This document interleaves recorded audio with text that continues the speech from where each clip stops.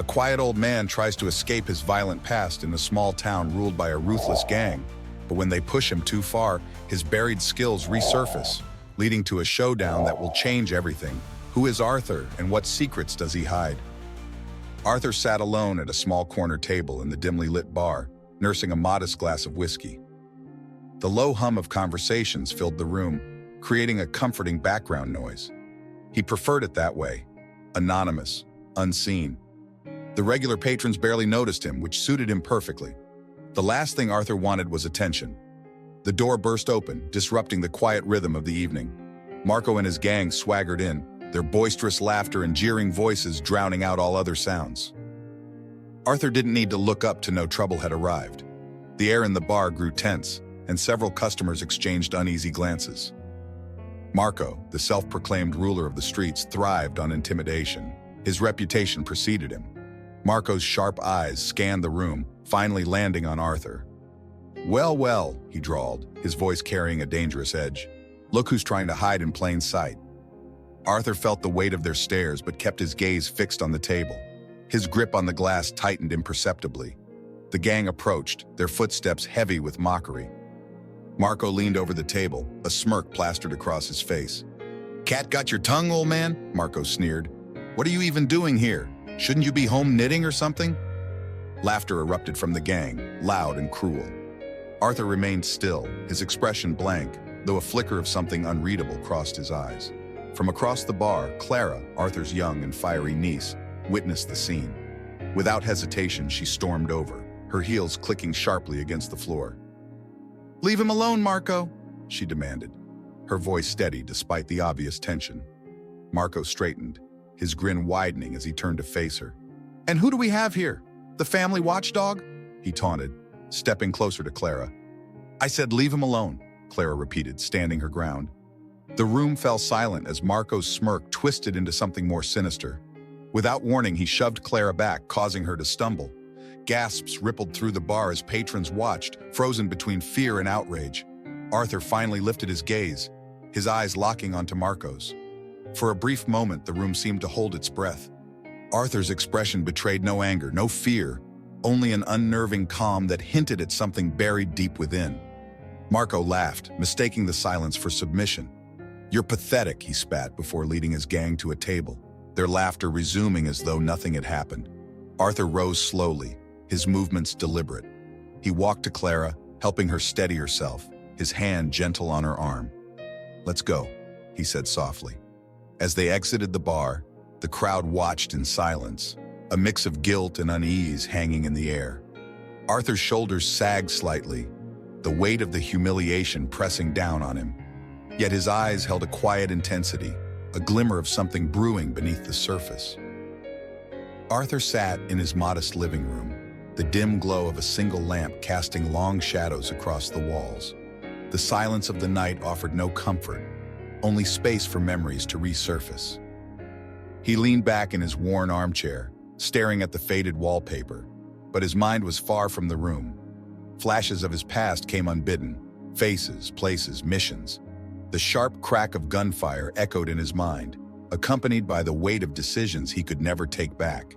He could still feel the cold metal of a rifle in his hands, the oppressive heat of a jungle, the icy sting of alpine winds. Arthur had been a ghost in those days, a shadow among shadows. The world he had once inhabited had been ruthless, and he had been its instrument. He shook his head, trying to dispel the memories, but they clung to him like a second skin. It had been decades since he left that life behind, trading violence for quiet anonymity. Yet tonight, the humiliation in the bar replayed in his mind like a cruel reminder of how far he had fallen, or perhaps how far he had tried to run. A soft knock at the door pulled him from his thoughts. He rose and opened it to find Clara standing there, her face a mix of concern and anger. "Uncle Arthur," she began, stepping inside without waiting for an invitation. "Are you okay? You didn't say a word on the way home." Arthur gestured for her to sit but didn't answer right away. He poured her a glass of water and handed it to her before lowering himself back into his chair. "I'm fine," he said after a moment, though his voice lacked conviction. "Fine." Clara set the glass on the table, her frustration evident. You just let that thug humiliate you, and me, in front of everyone. You didn't even defend yourself. Arthur met her gaze, his expression unreadable. And what would that have accomplished? Clara hesitated, her anger faltering. I don't know, but doing nothing only makes them think they can keep getting away with it. Arthur sighed deeply, rubbing a hand over his face. Violence doesn't solve everything, Clara. But it stops some things, she shot back, her voice softer now. I'm not asking you to fight, but you can't let people like Marco walk all over you. Over us. Arthur's jaw tightened. She was right, of course, but the path she was suggesting wasn't one he could walk lightly. The man he used to be, the skills he still carried, it wasn't a door he wanted to open again. Clara placed a hand on his shoulder. I just want you to be safe, she said, her tone pleading. As she left, Arthur sat in silence, the room once again heavy with unspoken thoughts. The truth was, his passivity wasn't just about fear of confrontation. It was about the monster he knew he could become if pushed too far. He rose and moved to a small cabinet in the corner of the room. From the back, he pulled out an old wooden box, its surface scratched and worn. He opened it carefully, revealing items from a life he had tried to forget. A faded photograph of his unit, a set of dog tags, and a combat knife. Arthur stared at the contents, the weight of the past pressing down on him. He had promised himself he would never go back. But tonight, for the first time in years, he felt the faint stirrings of the man he used to be. He closed the box and set it aside, his decision still unmade. But the seed of doubt had been planted. Could he truly protect Clara and himself by staying in the shadows? Or was it time to confront the demons he had spent so long burying? The morning sun filtered through the thin curtains of Arthur's living room, painting the walls with soft, shifting patterns. The serenity of the day was misleading. Arthur's unease had only grown overnight. He stood by the window, watching the empty street, his senses heightened by the tension that refused to leave him. A sudden noise outside broke the stillness. The unmistakable sound of shattering glass echoed through the air.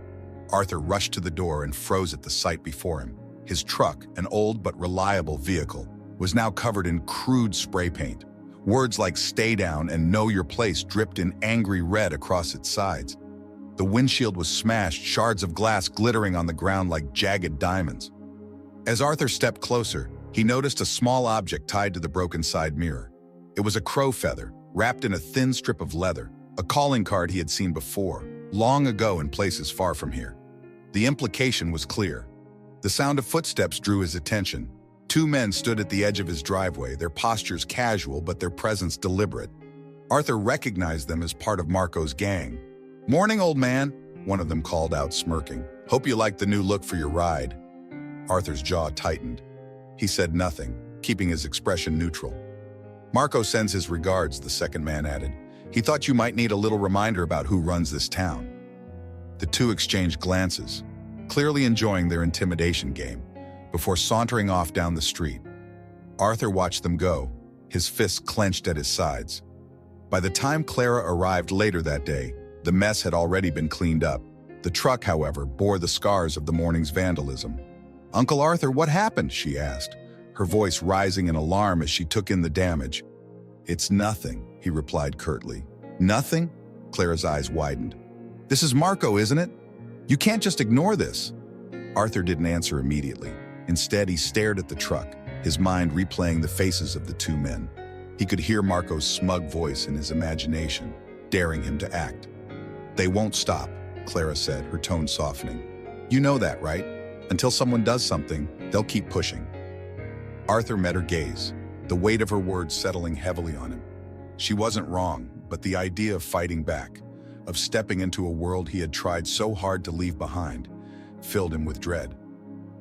Later that evening, Arthur made his way across town to a small, rundown garage on the outskirts. The sound of metal clanging echoed from within as he approached. "Miguel," Arthur called out as he stepped inside. A stocky man with a weathered face and grease-streaked hands turned around, his expression shifting from surprise to wary recognition. "Arthur," Miguel said, wiping his hands on a rag. "Been a long time." Arthur nodded. "Too long." Miguel studied him for a moment before sighing. "You don't show up unless it's serious. What's going on?" Arthur hesitated, then told Miguel everything. The bar, the vandalism, the threats. Miguel listened in silence, his face growing more serious with each detail. "You're thinking about getting involved again, aren't you?" Miguel asked when Arthur finished. "I don't see another option," Arthur admitted. "They've gone too far." Miguel shook his head. "You know what this will mean. Once you step back into that world, there's no half measures. Are you ready for that?" Arthur didn't answer right away. Instead, he glanced around the garage, taking in the tools and the cluttered workbenches. It reminded him of simpler times, before the weight of his past became something he had to run from. "I don't have a choice," he said finally. Miguel sighed again, this time with resignation.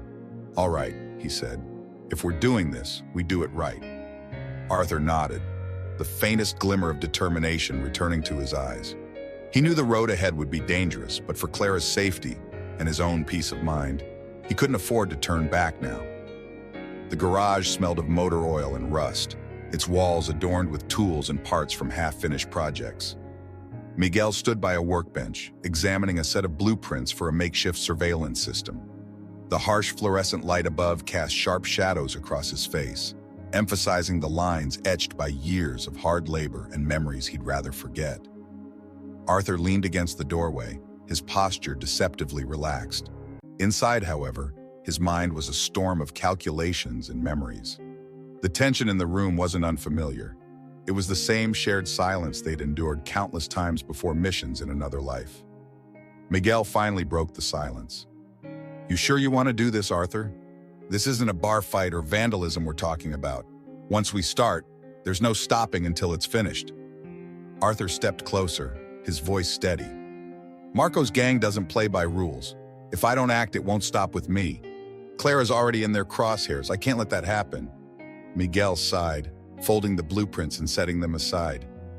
"You haven't changed much, have you? Still carrying the weight of the world on your shoulders." Arthur's lips twitched in the faintest hint of a smile. "And you? Still pretending you're not itching for action?" Miguel chuckled, but his laughter held no humor. "Let's just say retirement hasn't been as peaceful as I hoped. All right, I'm in. But we need a plan, not a vendetta." Over the next few hours, they pored over maps of the town, identifying key locations frequented by Marco's gang. Arthur's sharp eyes caught patterns in their movements, weaknesses in their routines. Miguel shared what he'd overheard over the years: contacts, hideouts, and the gang's favored meeting spots. "They're not as untouchable as they think," Miguel said, tapping a location on the map. "This warehouse here? It's where they stash their stolen goods. They keep it light on security because no one's dared challenge them." Arthur nodded, filing the information away. "We need to start small, a message, something that gets their attention without drawing the whole gang at once." Miguel raised an eyebrow. "You always did like precision strikes. Fine, but we're doing this clean. No bodies unless there's no other way." Arthur met his gaze, understanding the unspoken rule. Neither of them wanted to cross the line unless absolutely necessary. As the night deepened, Clara arrived unannounced. She froze in the doorway, taking in the maps, notes, and tactical plans spread across the workbench. "What is this?" she demanded, her voice sharp with worry. Arthur turned to her, his face calm but firm. "It's something I need to do." "Uncle Arthur, you can't be serious," she exclaimed, stepping forward. "You're going after Marco? He's dangerous, and there's no way—" "This isn't up for debate," Arthur interrupted, his tone leaving no room for argument. Clara's eyes flashed with frustration. "So what? You and Miguel are just going to play soldiers again? That's insane." Miguel held up his hands.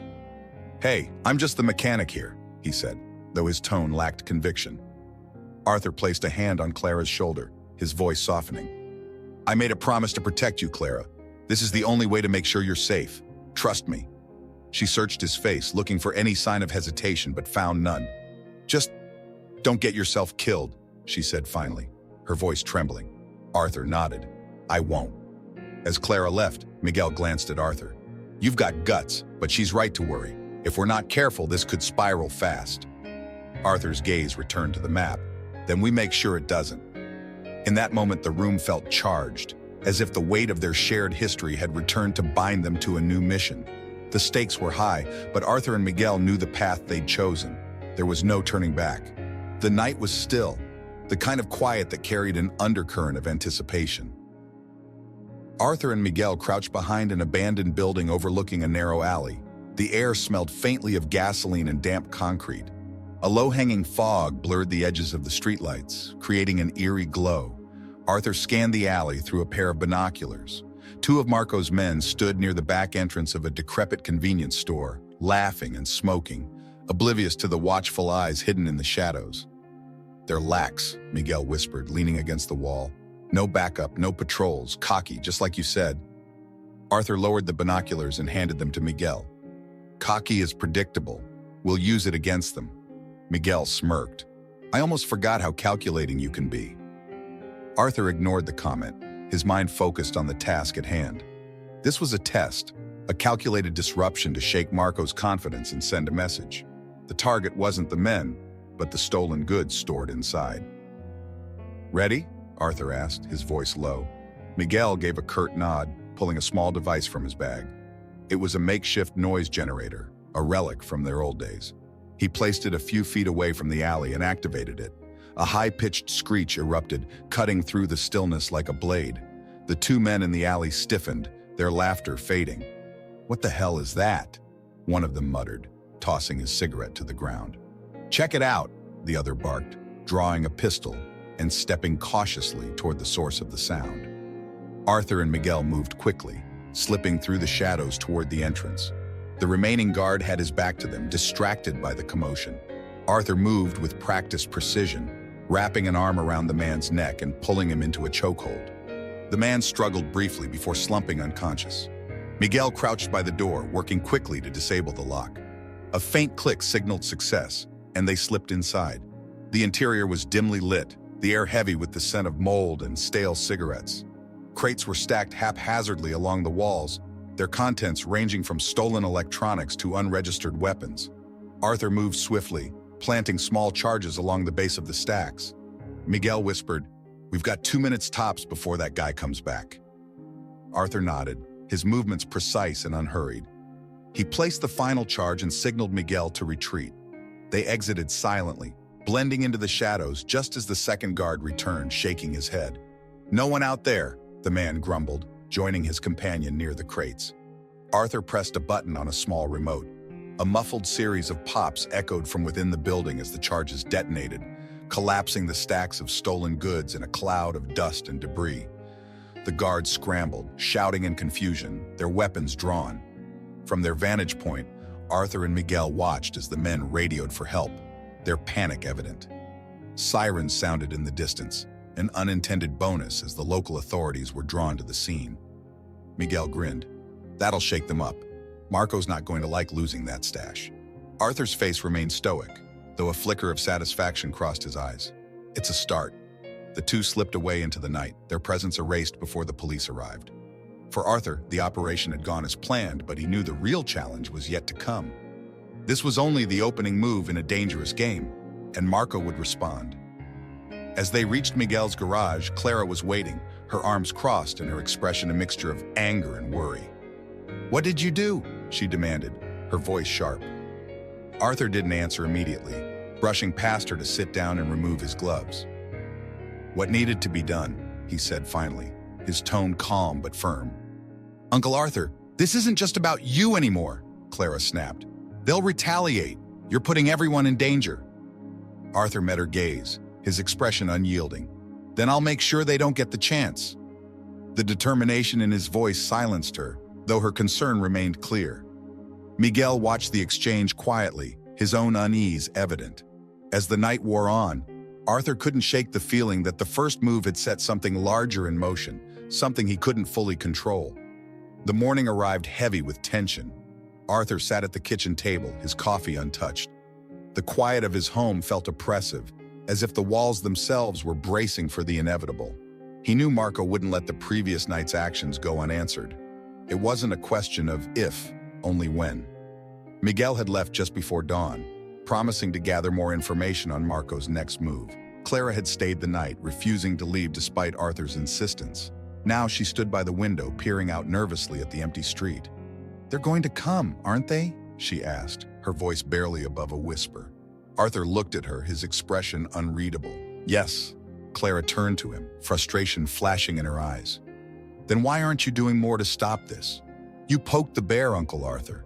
They're not going to back off just because you knocked over a few crates. Arthur met her gaze, his voice calm but firm. There's a difference between reacting out of fear and acting with purpose. When they come, I'll be ready. Clara opened her mouth to respond, but the sudden roar of engines outside cut her off. Arthur was already moving, his sharp instincts taking over. He peered through the window, spotting 3 black SUVs pulling up in front of the house. "Stay inside," he ordered, his tone leaving no room for argument. "Uncle Arthur." "Now Clara," he snapped, his eyes hard. She hesitated but eventually obeyed, retreating to the back room as Arthur stepped outside. The SUV's doors opened in unison, and a group of Marco's men poured out, their expressions a mix of smug confidence and simmering aggression. At the center of the group stood Marco himself, a cruel smile tugging at his lips. "Morning, Arthur," Marco called, spreading his arms wide. "I hope you don't mind us dropping by unannounced." Arthur crossed his arms, his face impassive. "You've made your point. Now leave." Marco laughed, the sound grating in its mockery. "Oh, we're just getting started. You think you can mess with my business and walk away unscathed? That's not how this works, old man." Behind Marco, one of his men stepped forward, tossing a heavy brick through Arthur's truck's remaining intact window. The shattering glass echoed in the still air, but Arthur didn't flinch.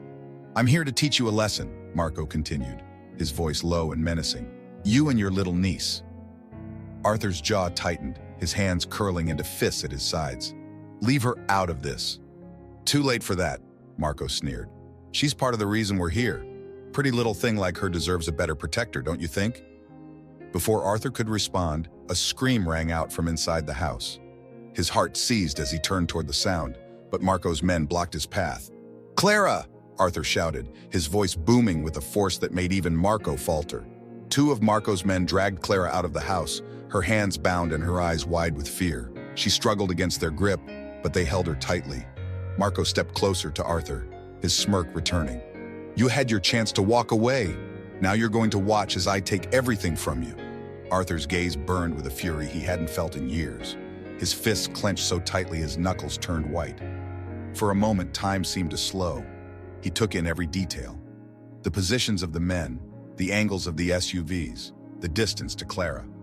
"Let her go," Arthur said, his voice low and dangerous. Marco laughed again. "Or what? You're going to stop me? You're all talk, old man." The sharp crack of a gunshot silenced him. The men holding Clara dropped to the ground, stunned but unharmed, as a warning shot hit the ground inches from their feet.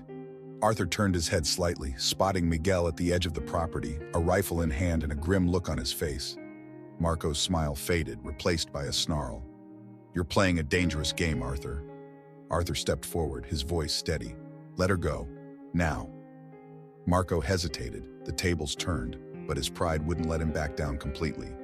He signaled to his men, who reluctantly released Clara. "This isn't over," Marco growled as he climbed back into one of the SUVs. "You've just made it worse for yourself." The convoy roared away, leaving Arthur and Clara standing in the aftermath. Miguel approached, his rifle slung over his shoulder. "That was too close." Arthur nodded, his face set in grim determination. They wanted a war, now they've got one. The warehouse loomed in the darkness like a hulking predator, its broken windows and rusted exterior exuding menace. Arthur and Miguel crouched behind a cluster of stacked shipping crates, the faint smell of oil and decay hanging in the cold night air. The distant hum of the nearby highway was the only sound, punctuated by the occasional laughter or shout from inside the building. Arthur adjusted his grip on the small, compact pistol in his hand, his sharp eyes scanning the perimeter. This was Marco's base of operations, a hub for his gang's illicit activities and the place where Clara had been held before being dragged to Arthur's house. Miguel leaned close, his voice barely a whisper. "I count 6 outside, armed but not alert, probably more inside." Arthur nodded. "We take them quietly. No gunfire unless absolutely necessary." Miguel smirked. "You always were the stealthy one." Arthur didn't respond, his focus already locked on the first guard. With a silent hand signal, he moved like a shadow, slipping through the darkness. The first man stood near a side entrance, his posture relaxed as he smoked a cigarette. Arthur struck with precision, one hand clamping over the guard's mouth, while the other delivered a sharp blow to his temple. The man crumpled silently, his weapon falling to the ground. Miguel was equally efficient, taking out a second guard with a swift strike to the back of the neck. Within minutes, the outer perimeter was clear, and the two men regrouped at the side door. "Ready?" Miguel asked. Arthur nodded, pushing the door open just enough to slip inside.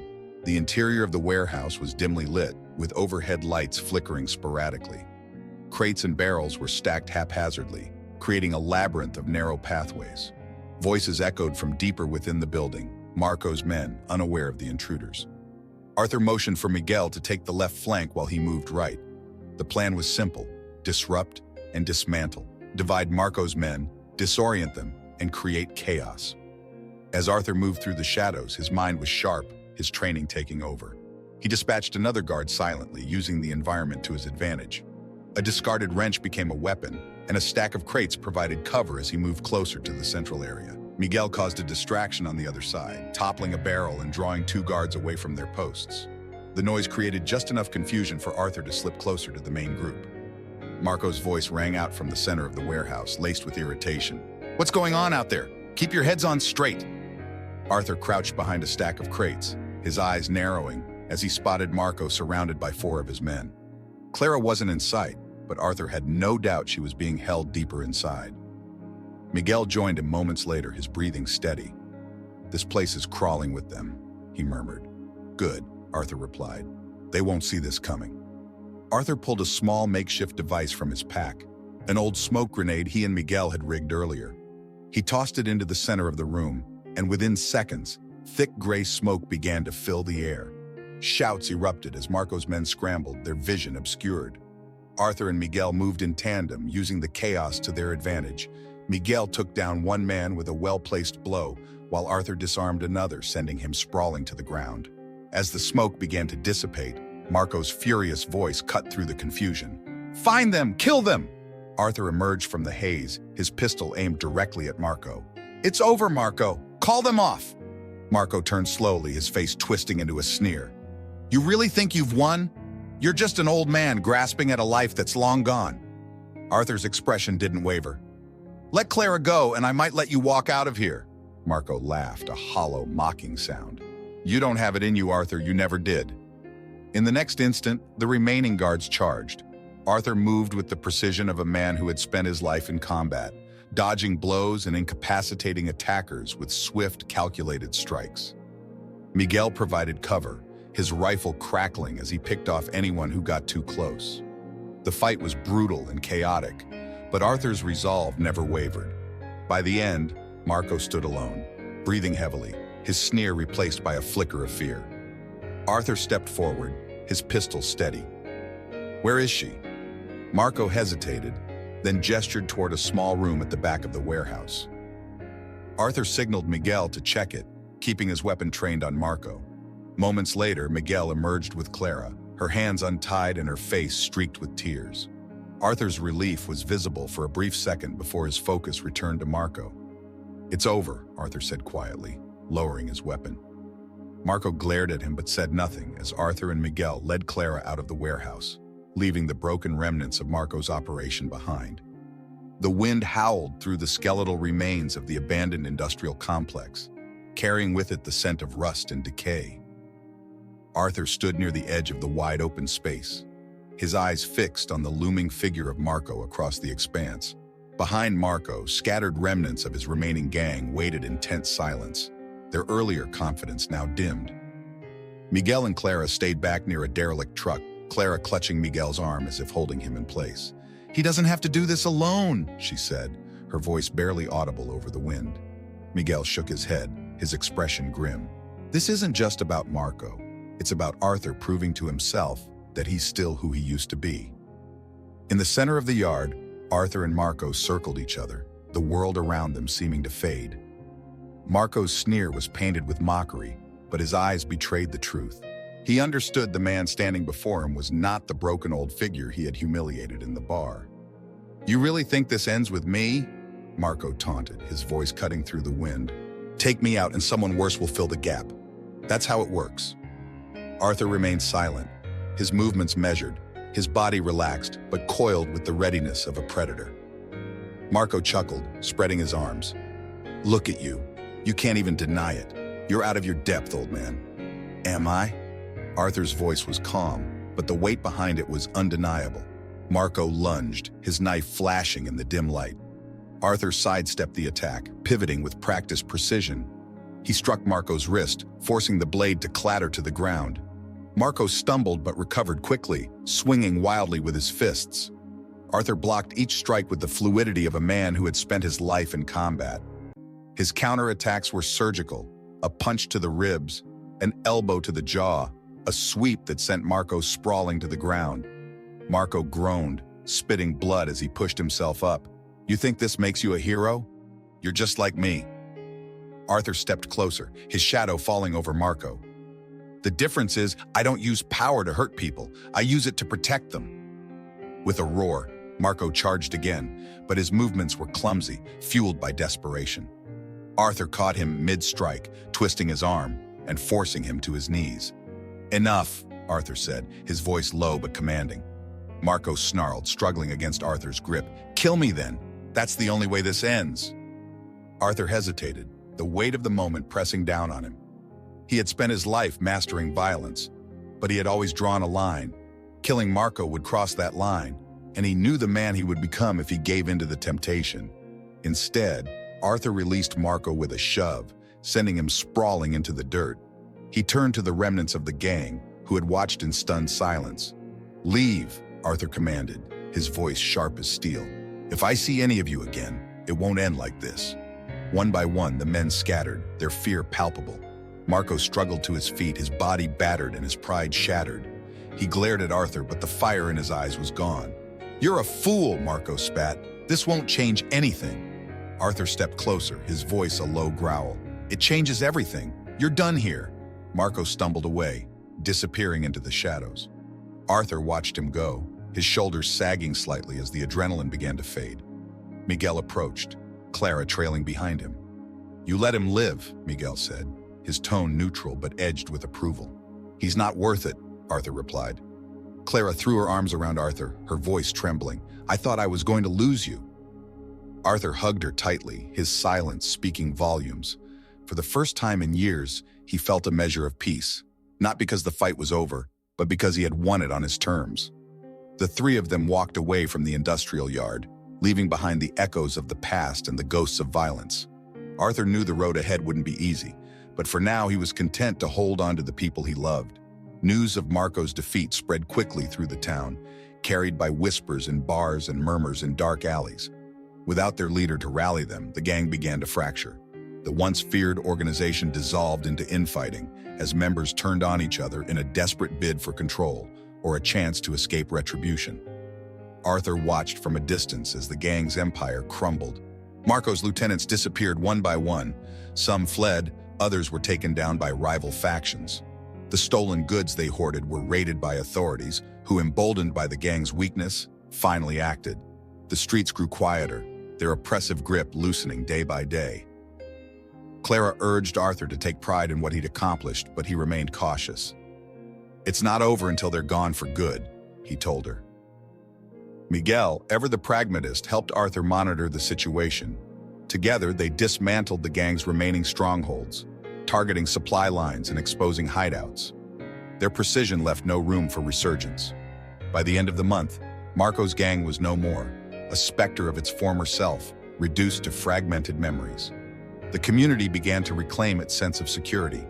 Neighbors who once lived in fear started to rebuild, their gratitude toward Arthur unspoken but deeply felt. In his quiet moments, Arthur found solace not in the victory itself, but in the safety it brought to Clara and the town. He knew the scars of the battle would linger, but for the first time in years, he felt the weight on his shoulders lift, replaced by a faint glimmer of hope. The sun rose over the town, casting a warm glow over streets once shadowed by fear.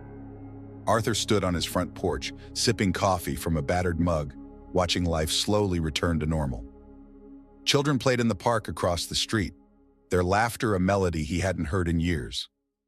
For the first time in a long while, the quiet felt earned. Inside, Clara prepared breakfast, her voice humming softly as she moved about. She seemed lighter, freer, no longer looking over her shoulder. She had stayed with Arthur since the confrontation, refusing to leave until she was sure he was truly at peace. "You're going to have to get used to a normal life again," Clara said, setting plates on the table. Arthur smiled faintly, joining her. "Normal's not so bad." Miguel visited often, bringing news from the town. "People are calling you a hero," he said one afternoon, leaning against the porch railing. Arthur shook his head. "I'm no hero, just a man who did what he had to." Miguel chuckled. "That's what makes you one." As the weeks passed, Arthur began to rebuild the simple life he had cherished. He repaired his truck, tended to the garden he'd neglected, and spent quiet evenings with Clara. Yet, he remained vigilant. The skills honed over a lifetime of service didn't fade. They became part of who he was. In the stillness of the night, Arthur sometimes opened the wooden box he kept hidden away, staring at the relics of his past. He didn't fear them anymore. They reminded him of what he had fought for and what he was willing to protect. Arthur wasn't just a warrior, he was a guardian, and for those he loved, he would always be ready. Sometimes the quietest people carry the heaviest burdens and the greatest strength. Arthur's journey reminds us that courage isn't about seeking confrontation, but standing up when it truly matters to protect what you love. But ask yourself, if you were in his shoes, would you confront your past to fight for the future, or would you let fear hold you back? Click the video on your screen to continue this journey of self-discovery and uncover the powerful lessons from Arthur's story. Don't forget to subscribe to the channel for more stories that challenge, inspire, and make you think. See you in the next one.